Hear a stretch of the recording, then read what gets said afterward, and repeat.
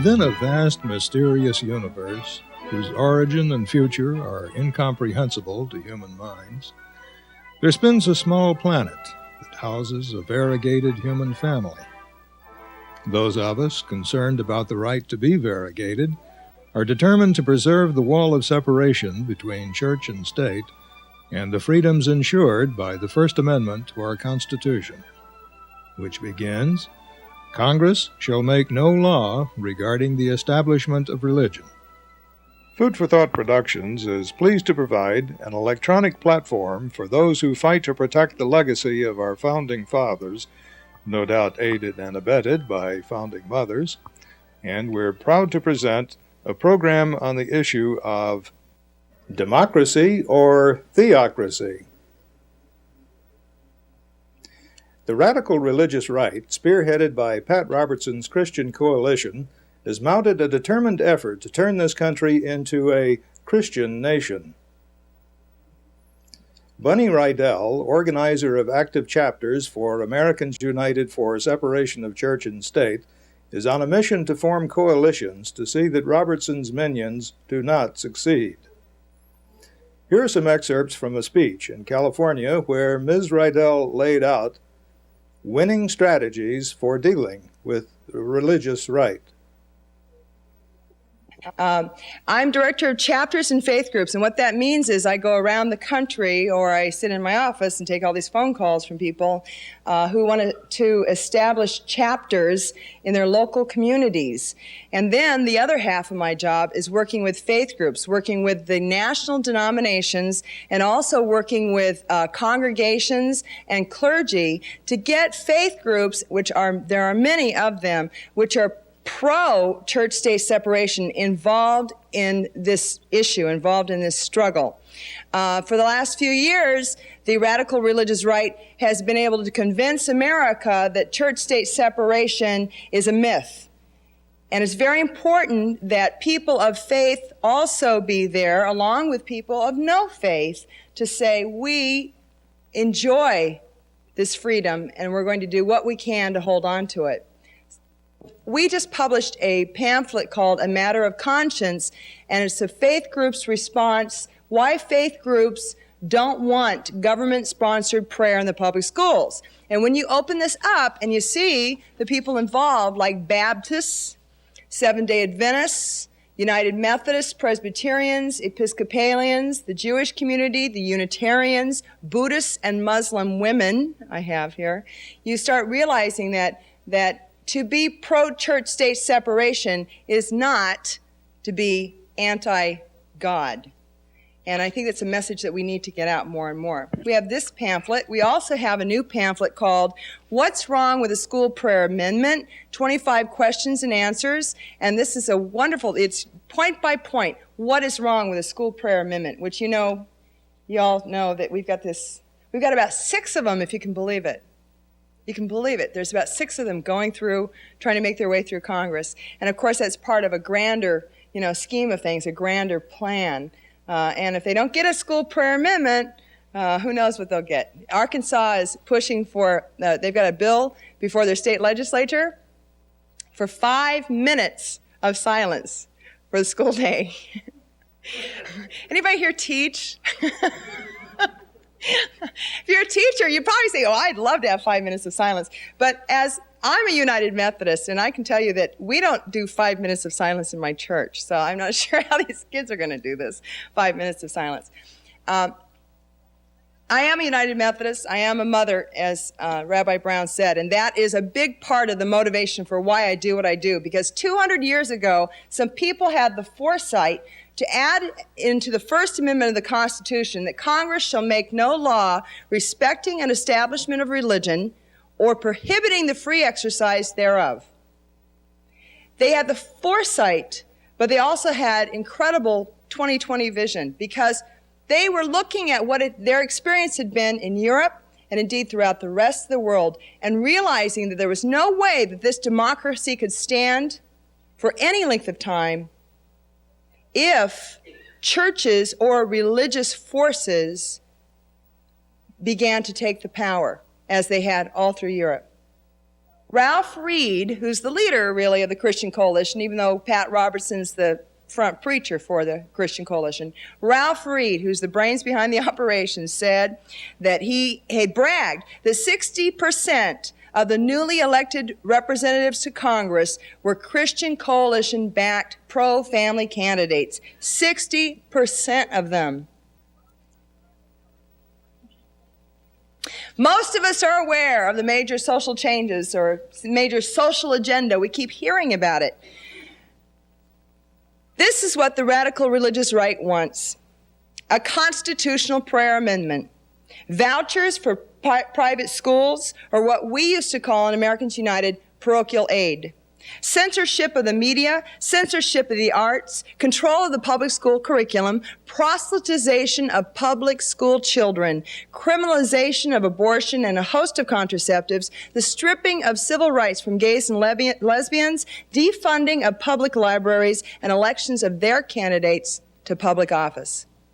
We have been in Americans United fighting this battle of church-state separation since 1947. That's when we were founded. And every so often, like in San Diego, I met a gentleman who's been a member since 1947. We've been fighting this battle since 1947. A lot of it was to stop parochial school aid, and then, of course, the school prayer amendments. And these things just keep coming back over and over and over again. Sometimes they change forms. But let me tell you something.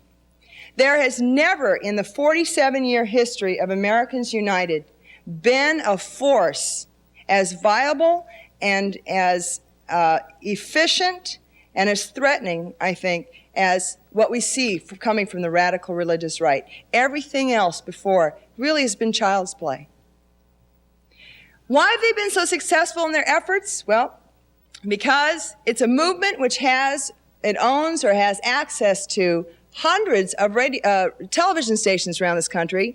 It has access to thousands of radio stations and hundreds of publications. It's a movement which capably raises millions of dollars each year for its effort, and it's a movement which has one common goal: the Christianization of America. Anybody not believe me? Let me quote Ralph Reed. What Christians have got to do is take back this country one precinct at a time, one neighborhood at a time, and one state at a time. I honestly believe that in my lifetime, we will see a country once again governed by Christians and Christian values. Ralph Reed, 1990. It's also a movement which creates chaos and confusion and motivates its followers through fear. Pat Robertson. Just like what the Nazi Germany did to the Jews, so liberal America is now doing to evangelical Christians. It's no different.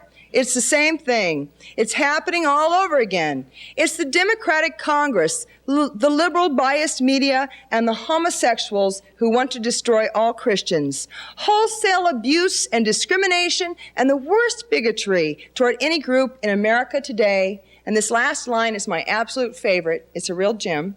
More terrible than anything suffered by any minority in our history. What if Pat lays awake nights, thinking of these things? I guess he does. The radical religious right knows that fear is a great motivator, and otherwise good people, and I will say this, I believe that the followers of the radical religious right, your average run-of-the-mill folks out there, are good people, and they mean well. But good people throw reason and common sense out the window if you scare them long enough. If you continue with the same message over and over again, and again, you've got these television stations and radio stations and publications that keep hammering away at that message, that we're heading toward a modern Rome, a Sodom and Gomorrah, and so on and so forth. We've got to become vigilant. We must learn what the tactics of the religious right are, understand their goals, and be prepared not with a last-minute response, like we were in Hacienda La Puente, but with an already educated community which won't buy into the hoopla. For example, you can just do this if you want. How many of you know what the school district's policy is on religious holiday observances? Have you seen it? Have you read it? How many of you are familiar with your school district's policy for equal access for religious clubs on your high school campuses, or for curriculum for teaching about religion in the public schools? Does anybody know? How many of you are familiar with the community's policy for the display of religious symbols on public property? I'm sure they've got a policy. There must be something in place. How many of you know which faith groups in your community, other than the people from this synagogue, are committed to the constitutional guarantee of church-state separation? Here's a big one. People don't think of this. How many of you know what the policies are as far as zoning in your community? Okay. Zoning boards are the most powerful boards in the world. They do a couple things. One is they will keep out minority religious groups. We constantly have battles with zoning boards over them trying to keep out a minority religious group. Lots of times it's Buddhist or Hindu or Muslim or whatever. But the other thing a zoning board will do is they'll keep out a local family planning clinic. Yeah, I do that all the time. There was a heck of a fight down in Long Beach, and it took I think a couple 3-year fight to finally get a Planned Parenthood into Long Beach. Who are your allies? People and groups who might be affected by the radical religious right.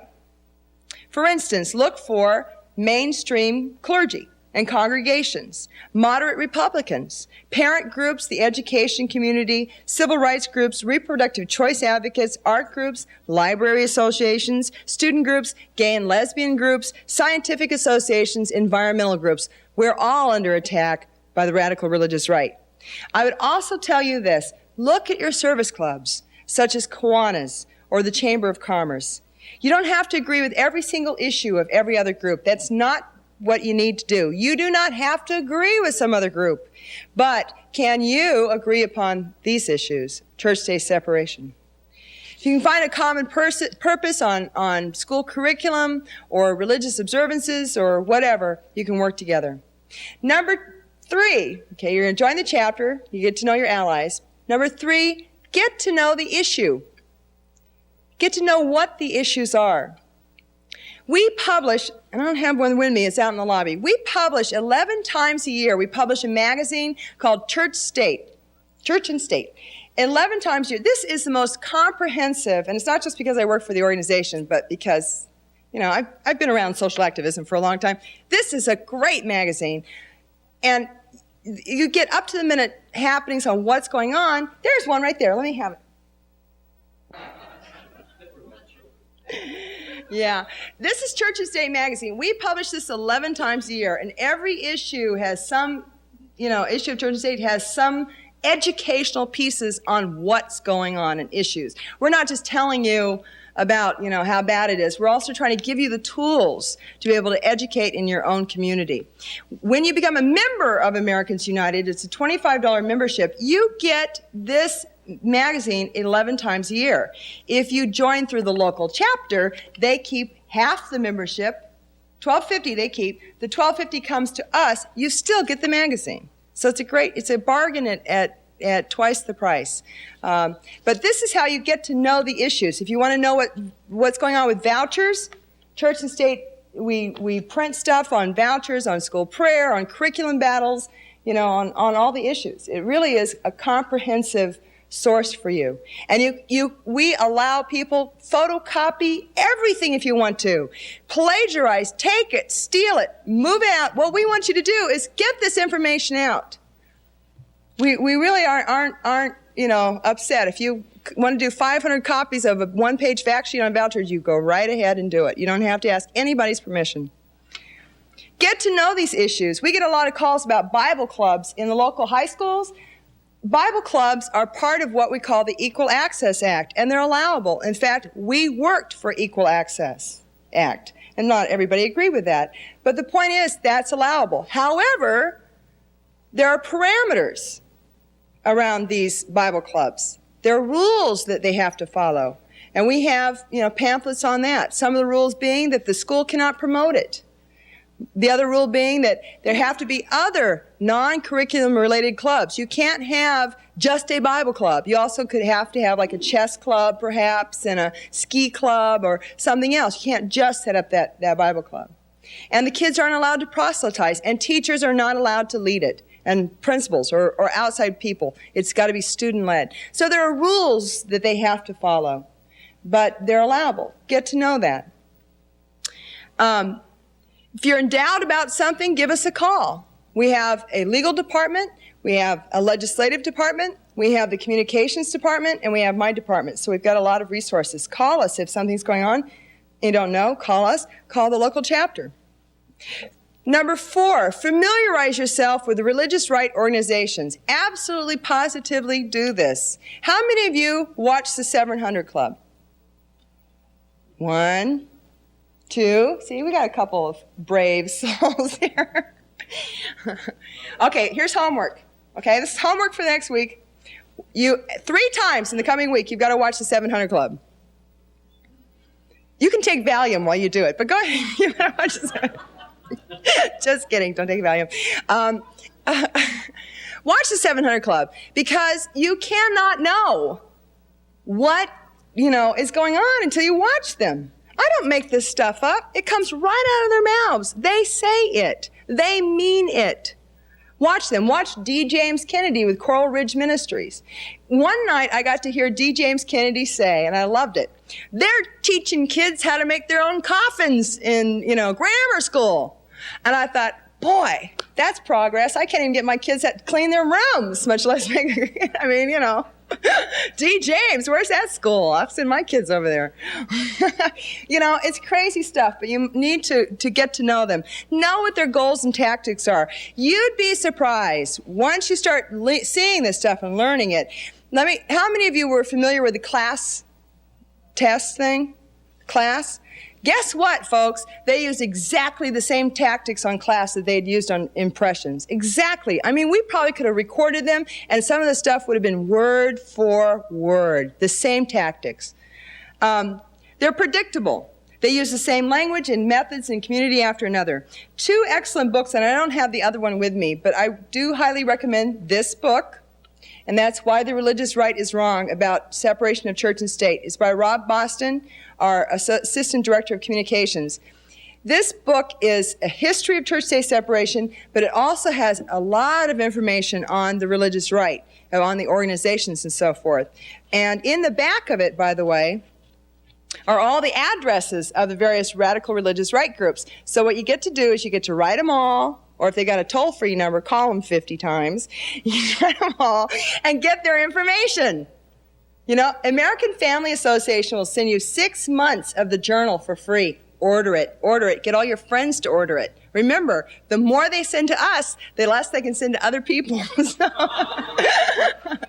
So they got the money, they can do it. But along with that also, our church state law is quite complex, and Rob Boston has written this book in a way that is accessible to the layperson. If you're not a lawyer, then it starts to make sense, because Rob has laid it out very nicely and really giving you a good history. That way you can argue with them. When they say, this country was founded as a Christian nation, turn to page. There it is. No, it wasn't. So I recommend this book. I also recommend a book that I don't have with me, but remember this. It's published by the ADL, and it's called The Religious Right, Attacks on Pluralism and Democracy in America. I think it's basically the title, by David Cantor. And it is nothing but a compilation of the religious right groups. It is absolutely an incredible book. David did a spectacular job of putting it together. But it's produced by the Anti-Defamation League, and you can call them, and they'll know exactly what you're talking about. It's a great book. Get to know these people. Get on their mailing list. Call Pat Robertson's prayer line. Yes? So you can get on the mailing list. Divide up the organizations with your friends, your allies, so you can read what they intend. Read it for yourself. Don't just take my word for it. Here's another idea. Form a religious right study group. If you're in a church or a synagogue or whatever, try to get a religious right study group going. Use this book as a guide, or David Cantor's book or something. But spend 6 weeks studying some of this stuff. Getting together with people. You'd be amazed what you're going to learn. Number 5, you need to network with organizations outside your community. For instance, you need to find out what's going on in other communities. That's why the local chapter is so important. We have now chapters. We've got about 20 chapters now around the country. We're building more every single day. But one of the great advantages is we get to share information with each other. How did the Florida chapter expose stealth candidates who wanted to teach creationism in the public schools? Okay. How did the people of Vista get rid of that awful school board that they have? They did a recall. How did they do it? Find out what they did in places like Catonsville, Maryland, to put in place a really good religious holiday observance policy before the religious right got there. So that when the religious right got there, there was nothing the policy was in place. They didn't have to change it. I love getting phone calls from people. If you want to call me, you can anytime. If you want to network with somebody else or some problem's going on, I can say, hey, I know that happened in such and such. Here's a phone number. You call them, you talk to them about what's going on. Get your facts out. Don't allow the religious right to control this debate. If you see a letter to the editor saying that ever since they took prayer out of the public schools, America has gone to hell in a handbasket, I want you out there writing a letter to the editor that night, disputing it. The more people hear something, the more they come to believe it. Don't let their lies and distortions go unanswered. And be brave. Say, that's a lie. I'm so tired of us being so nice. As a mainline Protestant, we are just the nicest people on the planet. It just gets the point. No, that's a lie. It's a lie. This is the truth. These are the facts. Be ready, prepared. Preempt them by writing a letter first, saying how grateful you are that we don't have government-sponsored mandatory prayers in the public school. Tell your stories.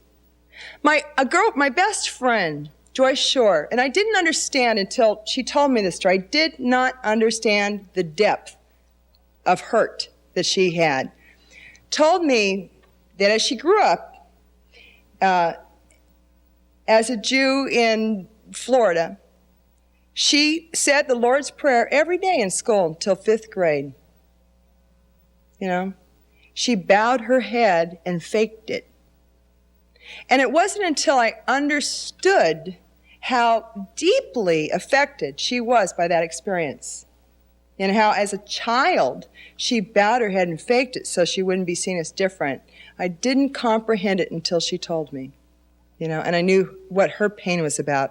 Write a letter to the editor saying, thank goodness we have the church-state separation, because here's what I've been able to do with my life, or here's the experience I've had because of this constitutional guarantee.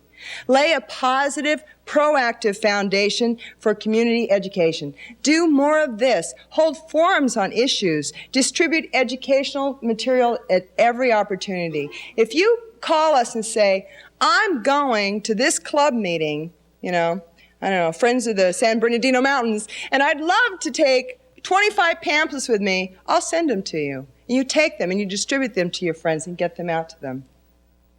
Stick to the issues and offer alternatives. Don't allow yourself to be sucked in to the godly versus the godless debate. Raise your hand if you're godly. Okay, raise your hand if you're godless. Oh my gosh, we have a lot of godless people here. I'm scared. Anyway, don't allow yourself to be sucked into that debate. If Gideon Bibles get passed out, and this doesn't happen here, but it happens in other parts of the country, get passed out in the public schools, the issue is not the Bible. The issue is the venue in which it's being distributed. None of us surely have an issue with a book, but we definitely have an issue when that book is being distributed through a public school system. Challenge people, go door to door with your Bibles, hand them out. If creationism is being promoted by a school board, it is not the belief in creationism That's the problem. Once again, it's the venue. Creationism does not belong in the science class. And I'll have news for you, because this is the other tactic. Okay, we won't teach it in science, but we'll teach it in social studies as part of the history of the world. Guess what? Creationism does not belong in social studies curriculum either. Creationism belongs in comparative religion studies, right? So the problem is not the belief system. The problem is the venue, the vehicle by which it's being, sent out into the community. If the city council starts the session with a prayer, then what you do is you demand that every religious group gets to have their prayer heard also. And I have a mean streak, so I would do my best to find myself a Satanist and bring him in. I would, because, it's ridiculous. One of the cases now before the Supreme Court, we're taking the "we told you so" position on it. Because the case is about religious symbols on public school property. We tell them so all the time. You allow certain religious symbols, you must allow all religious symbols. You can't discriminate. So one of the cases before the Supreme Court right now was the case where the town hall had a menorah, and guess who wanted to put up a cross? The KKK. And the town father said, no. The ACLU is taking the position that it's free speech. Our position is that we don't want any religious symbols out there. We told you so. We told you what would happen. People who are progressive, who are democratic, who are tolerant, typically don't want to fight. We don't want to fight much, and we don't like the fight, or we don't want to become them. And that's true, you don't want to become them. But I want to leave you with this. It's my favorite quote from Dr. Martin Luther King, and that is a statement about not confusing passiveness with peacemaking. You can't confuse those two things. They are two different things. He said, peace is not the absence of tension, it's the presence of justice.